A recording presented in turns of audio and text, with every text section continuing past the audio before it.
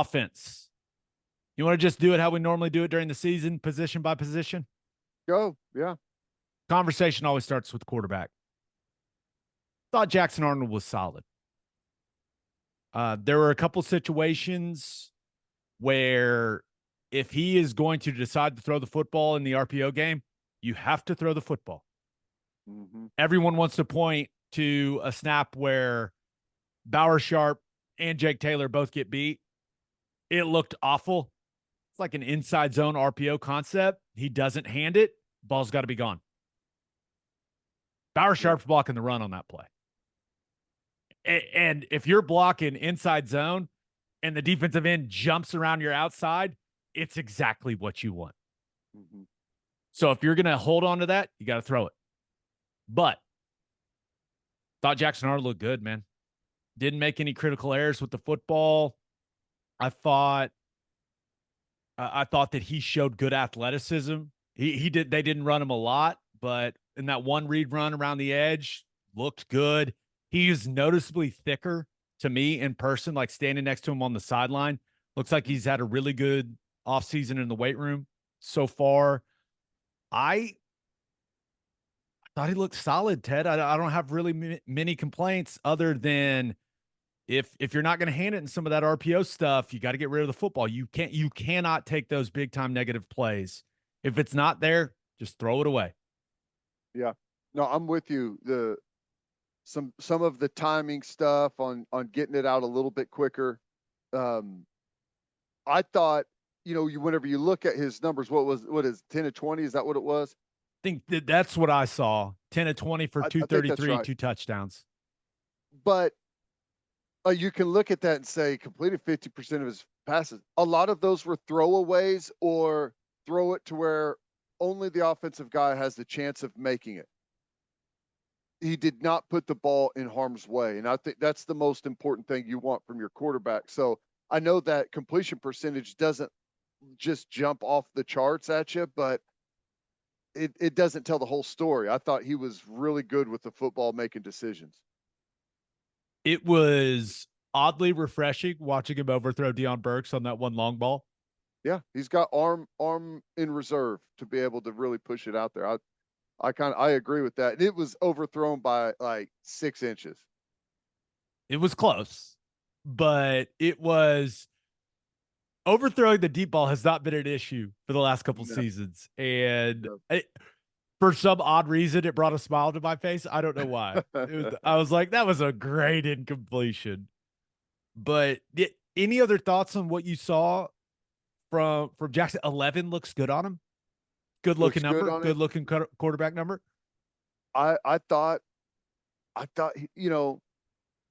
with Michael Hawkins coming in and how athletic he is, I feel like the conversation like just went straight to that. And I think just generally a lot of people forgot how athletic Jackson Arnold is. Like, you could say what you want about Dylan Gabriel experience, like he was really good, but Jackson Arnold is a massive upgrade athletically over Dylan Gabriel running the football. And Dylan Gabriel was good running the football. So I thought he looked really good, ran around the corner, athletic. He's going to be like, whenever it's in an actual game and there's tough yards to get, like you mentioned, bigger, like more physical, thicker, he's going to be tough to bring down in those moments too. The defense kept it vanilla from a coverage standpoint. We'll only know once the season gets started of how he reacts to the picture changing after the ball is snapped. Yeah. Right. That's usually the issue for young quarterbacks is you get your read pre-snap, the picture changes. How do you process that information quickly? So he didn't get a lot of those scenarios from what I could tell in the spring game, but overall a nice performance. Thought Michael Hawkins was under a lot of pressure throughout the day. Yeah. Had a few throws. He did have, especially early, a few throws where you saw that arm strength. I mean, it was he had an early out route where that thing was humming. And even he just threw like a little bubble to Petaway. where Mhm. he barely even moved his feet and kind of just flicked it to him, and you could just see the velocity on the football. He didn't have many explosive plays, but you saw flashes of why the coaching staff is so excited about him. Yeah. No, I agree. I think he threw a couple of comebacks on the outside too, and there's no wind up to get it out there. It's just his back foot hits the ground, and it's just like a little whip, and he's got a ton of velocity on it, and the athleticism is there, and he's got that really nice spin out, where he spins back out whenever he can sense that defensive end maybe caving in a little bit on him.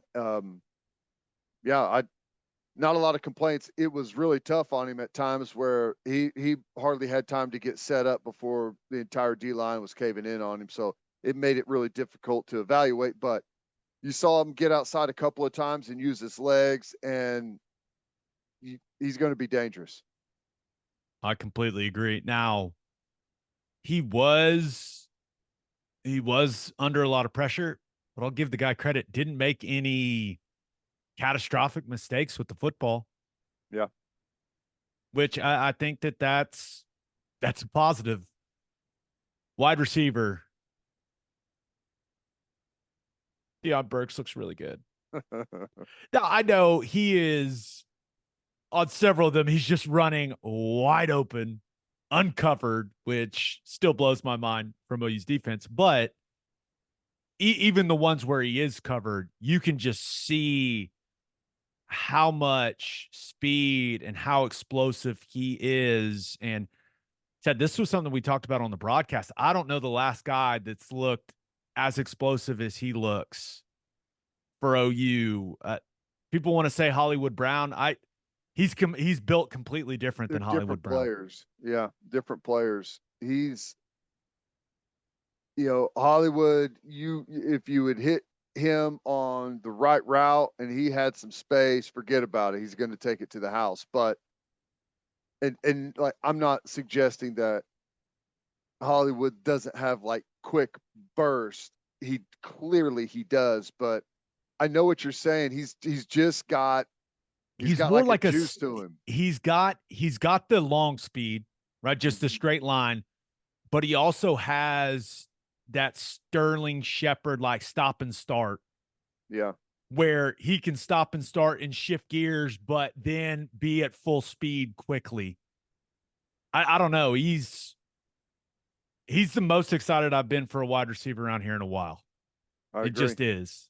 Yep. And I love the spot that he's in because you can get him the ball so easily in a bunch of different ways. We saw him running seam routes down the middle. We saw him running those over routes that are hell on the secondary. When you have a guy of his speed that's screaming across the formation, you can get him the ball on the bubbles. He's going to be getting the ball a lot on the RPO stuff. So yeah, he's going to be a big piece of our offense, and I love it. Had a 64-yard touchdown, a 50-yard touchdown, and should have had the overthrow would have been a 69-yard touchdown. Nice. Those were great, but my favorite play of the day was the over route you mentioned.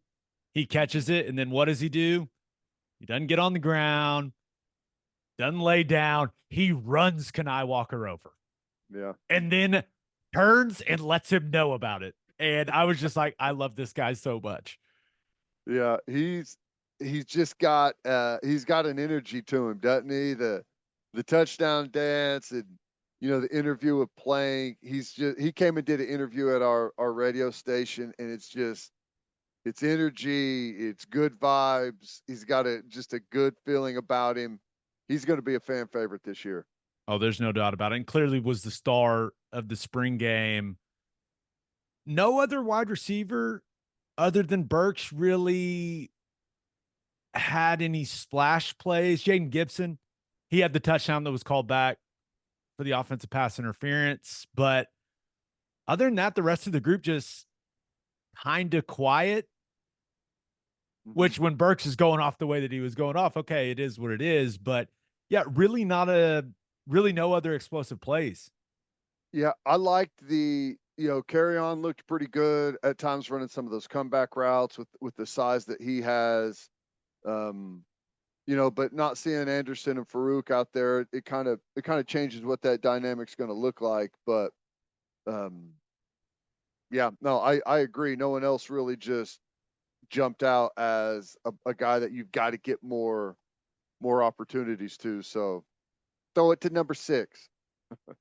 No doubt. But just got to get that group healthy. Anderson didn't play. Farouk didn't play.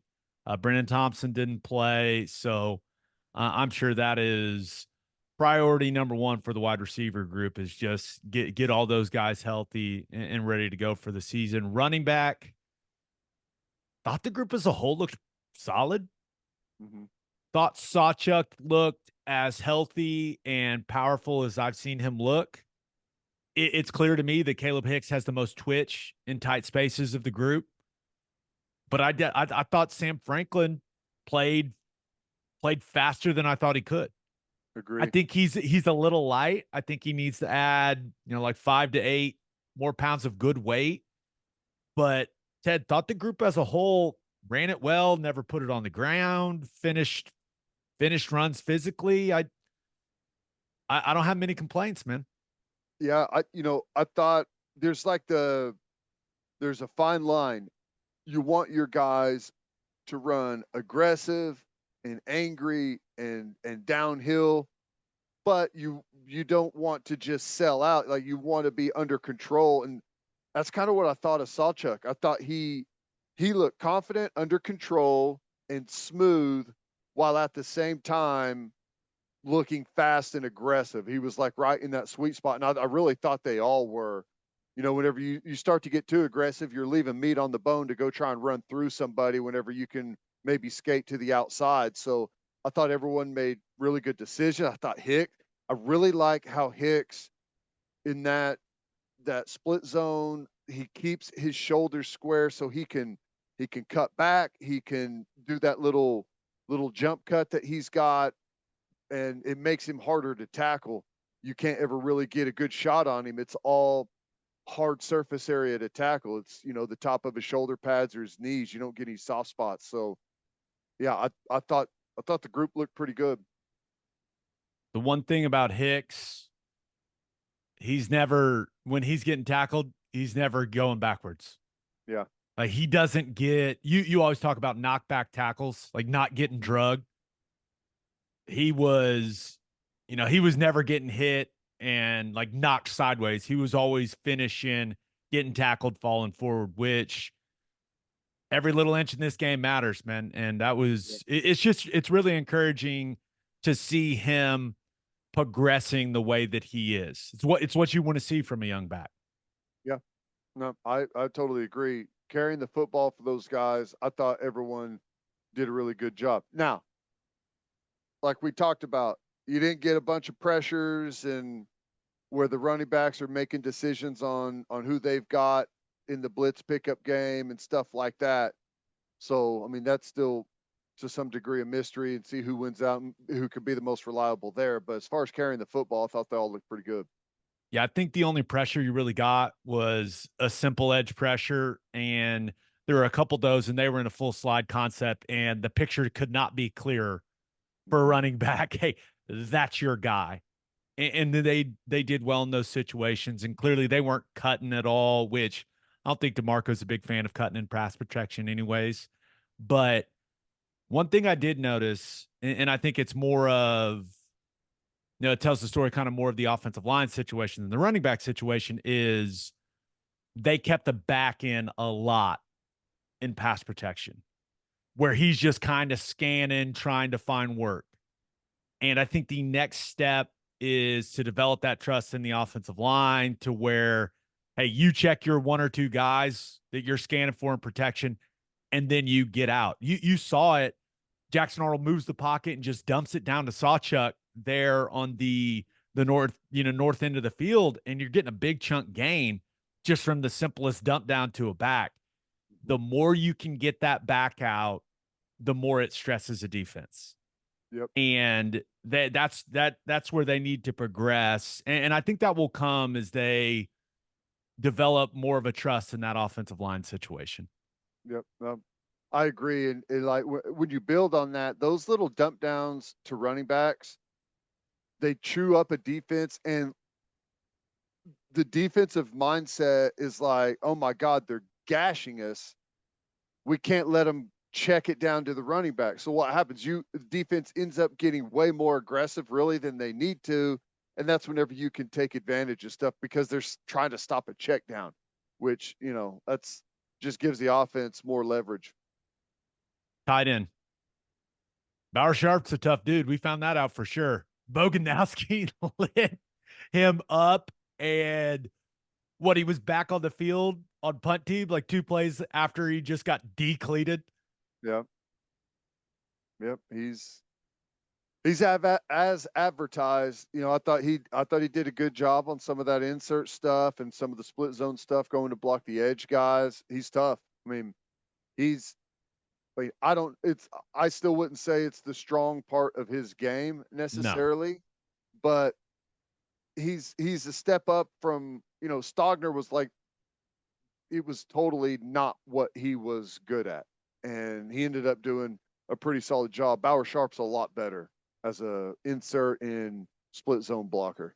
Yeah, we didn't get to see him really do anything with the football in his hands, but thought he did a solid job in the run game. He's not a dominant blocker, but he's willing and he mixes it up. He's physical. Do we have another tight end? Jake Roberts is over there on a scooter. Mm-hmm. Fanuel just is he a guy that can play tight end in the SEC? I don't know. Devon Mitchell looks not ready. Cade McIntyre, I don't even consider him a tight end. I like him. He's a tweener between a wide receiver and a tight end right now. I mean, they Hard had to play him in him. the box. Yeah, not to be too critical of him, but we all saw what Kobe McKenzie did to him when they ran the insert play, right? Yep. That was not a good matchup. So I know we're excited about Bauer Sharp and that position, that tight end position was definitely a weak point of the roster a season ago. But I was looking around during the spring game going, is it just Bauer Sharp? And they were in 11 personnel the entire scrimmage. I just don't know. Like, are they going to be limited by what they can do offensively because they don't have – you need 3. Mm-hmm. And I'm not sure they got 3, Ted. You're hoping Jake Roberts bounces back and you've got your 2, but I'm not sure they have that third guy. I mean, it's between what? Helms and Oh, yeah. Well, yeah, Helm. which he hasn't been available at all since he's been on campus. So I don't know how much stock you can put in that. Hopefully he gets there because he's an athletic dude. And then Cade McIntyre, you can do some stuff with him, but he's just so small and not. They really like him in the pass game. He's really good in the pass game, but doesn't have a whole lot of versatility. He's one of those guys. Just you've got a section on your play sheet.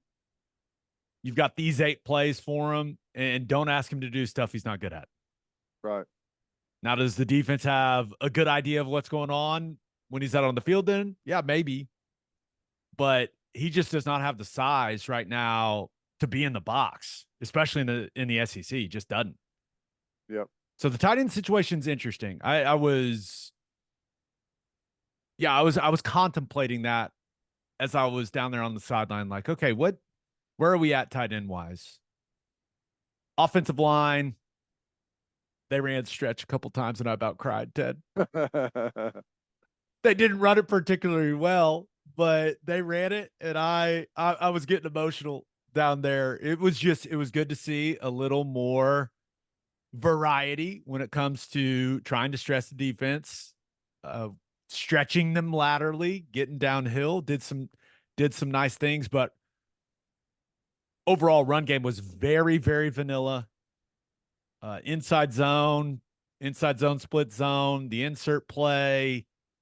They ran the GY counter a couple times. Weebly looks good as that first puller on the counter concept, but I I thought especially the interior of the offensive line. I went back and watched every single run, and the inside zone variation, their combinations on all those plays, they were really good, man. Came together well, moving the down guy. Now, not blowing him off the ball like 5 or 6 yards or anything like that. This isn't a fantasy land. This is real life football. But just good timing coming off on the second level. And I think that's why you saw them have so much success just running those simple zone concepts is those interior combinations were really, really solid. Yeah, I agree that there was, and I don't know if it's been a coaching difference or if it's just the personnel, but one of the things that a frustration level that we had last year with the run game was the melt off the ball for the run game. And, maybe it's because of the RPO stuff. I'm not sure, but there was plenty of times. You're right. It's not like they were just a wave blowing people off the ball, but there was some burst and there was movement and it looked good. Thought Sexton looked pretty good at guard. I think it's kind of a strange position for a guy with his measurables, but he looked really comfortable. I didn't think his height was a big issue. There are a couple snaps here and there where pad level's a little too high, but overall thought he used his length. Like his length can be a weapon in the interior. Thought he did a nice job. Liked what I saw from Josh Bates. It has been, spring did not get off to a good start for him, and he's gotten better. And I thought he played a very nice spring game. It wasn't dominant, but thought he did a good job with leading the group as a whole, having everyone on the same page, right? I thought they targeted the right guys in the run game, targeted the proper guys in protection. He was much better anchoring and pass protection. That's the most bend I've seen him play with, and that was encouraging. But hopefully it's a confidence booster for him. I think they will still try to upgrade at the position. I think they will, but I liked what I saw from him. The important part is he's gotten better. That's what spring practice is for. And from what I saw early to what I saw in the spring game, he looks like he's improved quite a bit. So I was encouraged with what I saw from him. That's good. And we've talked about it some, like whenever guys get thrown into those spots that have been backups and haven't had those opportunities, it can be rough. But when you get that many reps, that much coaching day in, day out, you're the walkthrough guy, you're out there getting all of it. And like you can see some massive growth pretty quickly. And I'm glad to see Bates has shown exactly that. I think Wee Woo's the best they got. Yeah. He continues to play at a really high level. Swung and missed a couple times in the run game, ducking his head. That's just a technique thing. I think that easily correctable. I like him coming off the ball aggressively. Thought he was really good in protection. They ran those couple of those stretch plays. He actually runs better than I thought he would. Now they ran the little. It was almost like a jet sweep to Petaway. It was just outside zone is what it was. It was just a different guy getting the football. It wasn't a jet sweep that gets around the corner. It was the jet sweep that kind of stretches and hits and ends up hitting in the B gap. And he lost Sears on that one. But other than that, thought he looked really solid. Tackle, they played better than they've practiced.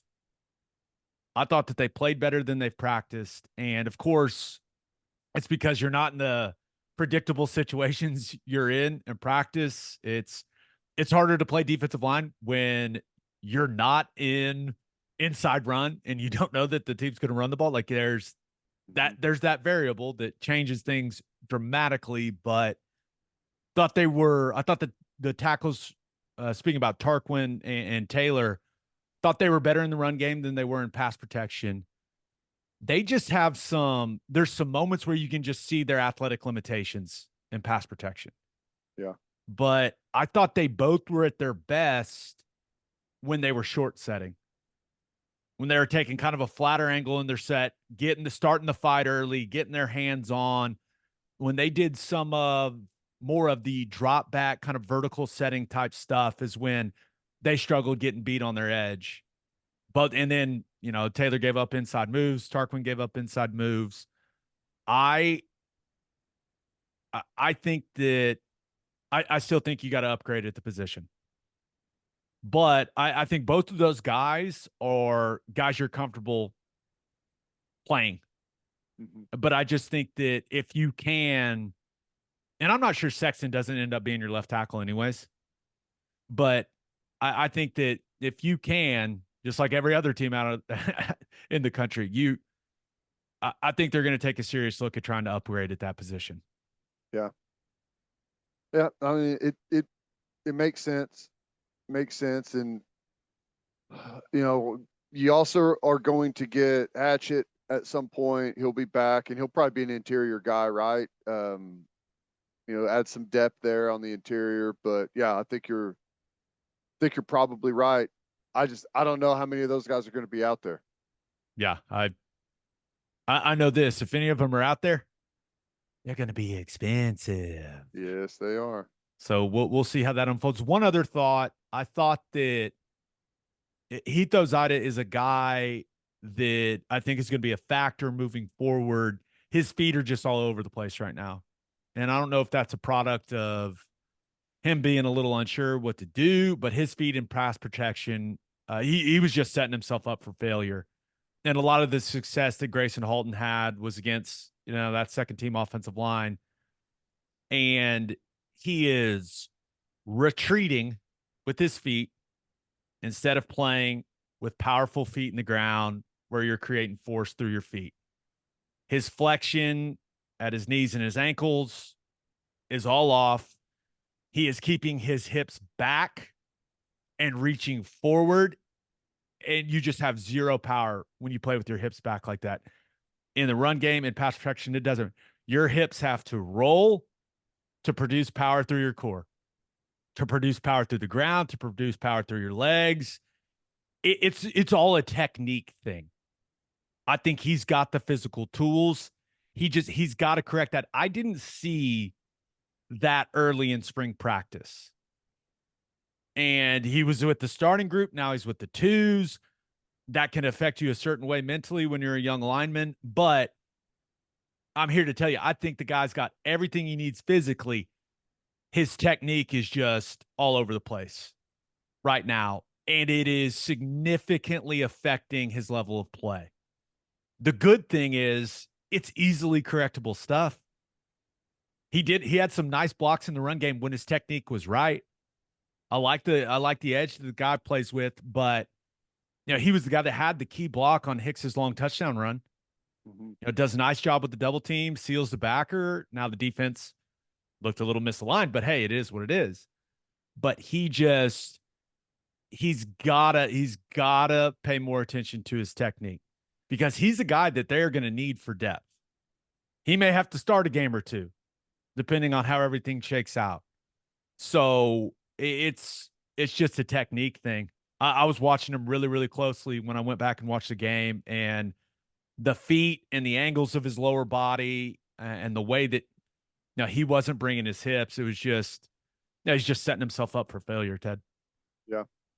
Well, I mean, I think it's kind of what we've talked about there. It's going to be a while before Bill finds the right five and where they're all going to play. Who knows? But I think they could put a solid group out there, and they may add a player or two out of the transfer portal to try and upgrade the overall position. But overall, a good place to be in spring game, and they can build from there.